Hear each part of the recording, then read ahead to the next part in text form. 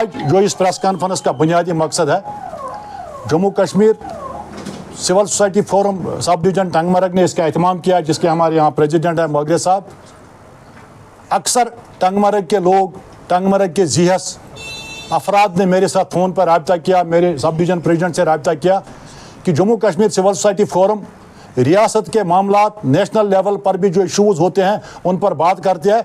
तो टंगमरग में जो हमारे लोगों के साथ, हमारे इलाके की आबादी के साथ जो ज़्यादतियाँ हो रही है पिछले कई दहाइयों से, उन पर सिविल सोसाइटी बात नहीं करते हैं।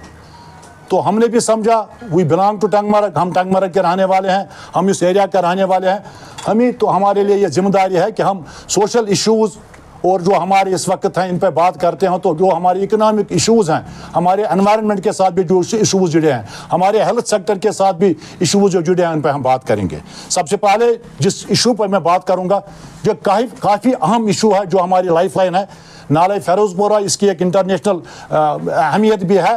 नाले फ़ैरोज़पोरा यहाँ हमारे 9 इरिगेशन स्ट्रीम्स को वाटर देता है। वहाँ से जुड़े लाखों लोगों के हार्टिकल्चर और एग्रीकल्चर इसी पर मुबनी है।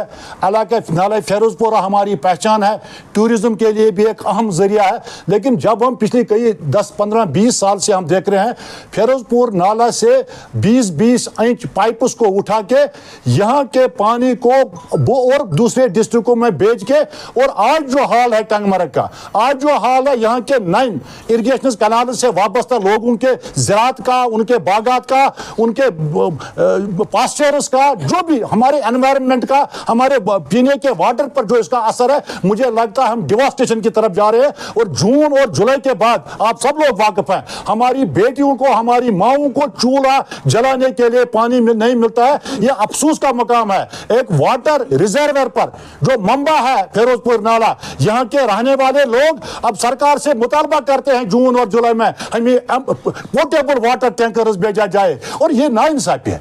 मैं कहता हूं, बड़े chairman Jammu Kashmir civil society forum, सरकार से कहता हूं, एडमिनिस्ट्रेशन से कहता हूं, अब तक जो हुआ है एनफ इज एनफ। अब कोई पाइपलाइन उठाने की कोशिश करेगा फ़ैरोज़पुरी नाला से तो हमारे लाखों के ऊपर से पानी उठेगा। हम अपने बच्चों के मुस्तकबिल से खिलवाड़ नहीं करेंगे। मैं पीएचई महकमे को, चीफ इंजीनियर को, यहाँ की सरकार को, यहाँ के ऑनरेबल एमएलए फारूक अहमद शाह साहब से मेरी गुजारिश है, वो इसको सीरियस नोट ले लें। अगर हम इस जहरीला पानी, हमारे यहाँ 100 घर होंगे जिनके पास वाटर प्यूरिफायर है, हमारे गरीब बच्चे हैं, आज भी हम इन्हीं नदी नालों का पानी पीते हैं। ये क्रिमिनल एटीट्यूड है, ये क्रिमिनल एक्शन है, ये चोरी है, ये डकैती है, और हमारा फैसला है, हम इस डकैती को अब आगे चलने नहीं दे देंगे। चाहे वाटर का इशू है, चाहे पोल्यूशन और ड्रिंकिंग वाटर का इशू है, अनऑथराइज्ड कंस्ट्रक्शन जो गुलमर्ग में हो रही है, हम चाहते हैं उस पर टोटल बैन लग जाए। और गुलमर्ग में सुप्रीम कोर्ट रूलिंग है, वहां कोई कोई होटल नहीं कर सकता। अब जो आज तक जो हुआ है वो हुआ है, जो उनको रेगुलर कर लीजिए, लेकिन आज के बाद किसी को भी इजाजत न दी जाए। मैं सिविल सोसाइटी के माध्यम से कहता हूं, अगर होटल बनाने हैं नारबत से शुरू कर दीजिए टंगमरग तक, ताकि ये सारा एरिया उसमें आ जाएंगे। वो हाईटेक सीवेज प्लांट्स देखिए, यहाँ आप देखिए बड़े बड़े 5 स्टार होटल बने हैं टंगमरग में, गुलमर्ग में, और गुलमर्ग सड़क पर भी बन रहे हैं। इन होटलों के पास कभी सीवेज मैनेजमेंट प्लांट नहीं है। ये जो इनसे नज़ला गंदगी जो भी निकलता है, ये इस नाले में जाता है, हमारे नदियों में जाता है, हमारे जमीन पर जाता है, बंजर हो रहा है। मैं सरकार से मेरी इल्तिमास है, ऑनरेबल चीफ मिनिस्टर से, पूरी गवर्नमेंट से, टंगमरग, गुलमर्ग और बाबा ऋषि में हाईटेक सीवेज प्लांट कायम किया जाए, ताकि ये जो गंदगी निकलती है, इस गंदगी के जार से टंगमरग और टंगमरग के एडजेसेंट लोगों को, उनके जिंदगी को नुकसान न पहुंचे। 1931 में टंगमरग का सब डिस्ट्रिक्ट अस्पताल बना है। ये रियासत जम्मू कश्मीर का सबसे बड़ा अस्पताल था, सीडी अस्पताल। और 1931 से आज तक मैं तमाम पॉलिटिकल लीडर्स से कहना चाहता हूं, जो आज तक रहे हैं, जो आज भी हैं, उनसे मैं कहना चाहता हूं कि आज तक वहां कोई हीटिंग सिस्टम नहीं है। पटन अस्पताल का भी यही हाल है। पटन अस्पताल में भी वो ट्रॉमा अस्पताल है। आप देख लीजिए, हर वक्त पटन के लोग उस अस्पताल के लिए लड़ते रहते हैं। वहां भी ऐसा है, नो सिटी स्कैन, नो कोई और मशीन, एमआरआई की बात ही नहीं, पोर्टेबल एक्सरे नहीं, ब्लड बैंक नहीं है, हाईटेक ऑपरेशन थिएटर नहीं है। हालांकि मैं वसूख से कहूंगा, हमारी इन तीनों अस्पतालों में जो डॉक्टर्स और पैरामेडिकल स्टाफ है वो हाईली क्वालिफाइड और वो प्रोफेशनल है। लेकिन प्रोफेशनली निज़ाम आज नहीं चलेगा जब तक मशीन ना हो, जब तक तशखीश ना हो, तशखीश के बगैर कोई इलाज नहीं कर सकता है। मैं चाहता हूँ, गुलमर्ग एक इंटरनेशनल टूरिस्ट डेस्टिनेशन है, यहाँ टूरिस्ट आते हैं। मैं आपके माध्यम से, Jammu Kashmir civil society forum के माध्यम से, डोमेस्टिक टूरिज्म और फॉरेन टूरिस्ट जो भी मुल्क के हमारे भाई बहनें हैं, उनसे मेरी इल्तिमास है, यहाँ सेफ जगह आप आए, कश्मीर टूरिज्म का लुत्फ उठाए, यहाँ के चरागाहों का, यहाँ के जंगलात का, हमारे इंफ्रास्ट्रक्चर का। और हम यकीन रखते हैं पीस पर, अमन पर, भाईचारे पर यकीन रखते हैं, हमें कम्युनल हार्मनी पर यकीन रखते हैं। हम जो प्रोटोकॉल उन लोगों को देते हैं वो दिल से देते हैं, वो जिस्म। ये मसला नहीं कोई यहाँ आए कि हम पैसे कमाए, पैसे की बात नहीं। हम उसे कहते हैं आप नजारा देखो, दुनिया के जमीन पर अगर कोई जन्नत का टुकड़ा है, आप कहते हैं ये कश्मीर है।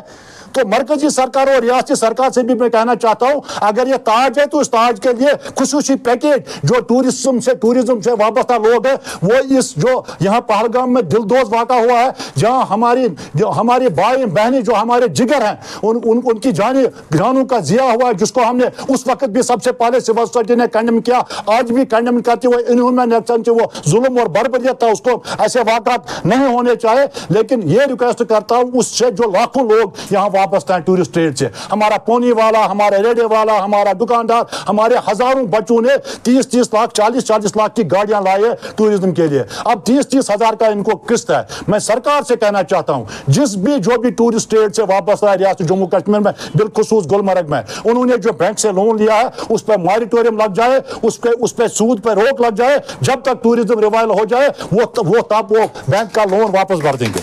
और जितनी भी ड्रग से हमारे बच्चे जिनको वो इन्वॉल्व करते हैं, मेरी सरकार से मुतालबा है यहाँ भी हर एक डिस्ट्रिक्ट में दो ड्रग एडिक्शन सेंटर कायम किए जाए। जहाँ हमारी बहुत से हायर सेकेंडरीज हैं, हमारी बहुत ही 4-4 किलोमीटर के बाद हायर सेकेंडरी है। मैं चाहता हूं हर एक जिले में 2 हायर सेकेंडरीज को ड्रग डिएडिक्शन सेंटर में तब्दील किया जाए, वहां तालीम का भी इंतजाम रखा जाए, वहां बोर्डिंग का भी इंतजाम रखा जाए, ताकि अगर कोई हमारा बच्चा ड्रग में इन्वॉल्व हो, 3 महीने वहां ट्रेनिंग कोर्स करके वो फिर वही अपनी अच्छी जिंदगी गुजारे, अपने वालिदीन की इज्जत और एहतराम के लिए वो मिसाल कायम करे। अब सबसे मैं कहना चाहता हूँ, हैंड फोल्डेड रिक्वेस्ट करना चाहता हूँ, सियासी तनाव को छोड़ के, सियासी समाजी इख्तिलाफ को छोड़ के, मैं बहुत जल्द मैं टाइम फ्रेम नहीं दे दूंगा, यहाँ टंगमर्ग डे मनाने की तैयारी कर रहा हूँ।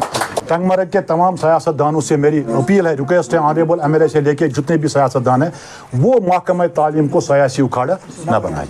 रही बात, मैंने भी वो देखा, मैं भी उसको मॉनिटर करता था, क्योंकि टंगमर्ग में जो भी हमारे उस्ताद हैं जो भी है, अगर उनको कोई तनकीद करे, अब्दुल क़य्यूम वानी, वो अब्दुल क़य्यूम वानी मेरे बच्चे हैं, मैंने उनको पाला है, अगर कहीं खामी कुछ हो उसको हम मिल बैठ के हल कर सकते हैं। अब बड़ा इशू यहाँ है, ZDO 2 का मामला हुआ है और कुछ लोग इलिजिटली वो कर रहे हैं कि हम पॉलिटिकल विक्टिमाइजेशन के शिकार हैं।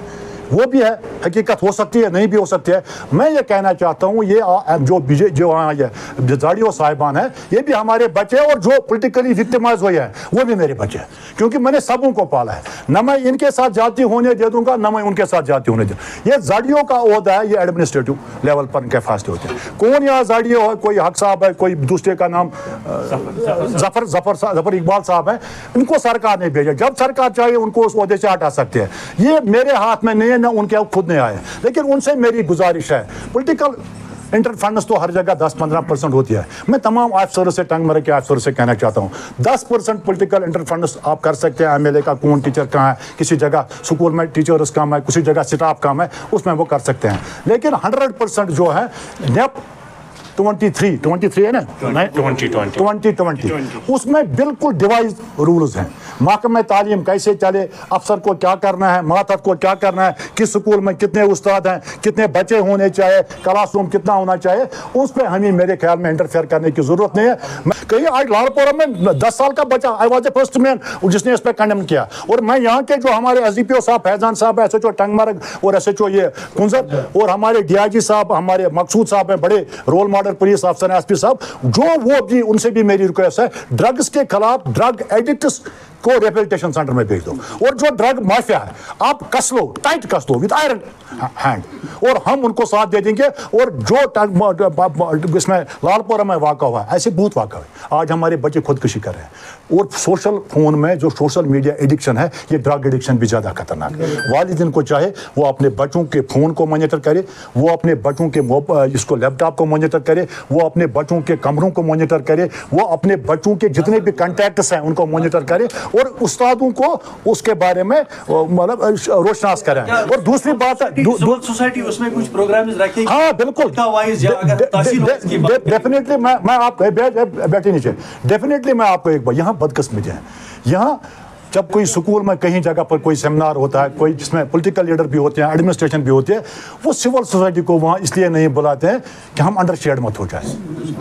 अगर इलाके की दर्द उन लोगों को है, जहां भी सरकारी प्रोग्राम होगा, मेरे ख्याल में हमारे सत्तार साहब जैसे इंटेलेक्चुअल, वानी साहब जैसे इंटेलेक्चुअल, मोहम्मद अकबर साहब, फारूक साहब, मुख्तार साहब, शब्बीर साहब, इतने बड़े मौलवी साहब, इतने बड़े प्रोफेसर्स बैठे हैं, इनको वो क्यों नहीं वहां बुलाते हैं, ताकि ये बच्चों को सोशल रिफॉर्मिंग के लिए अवेयर करें।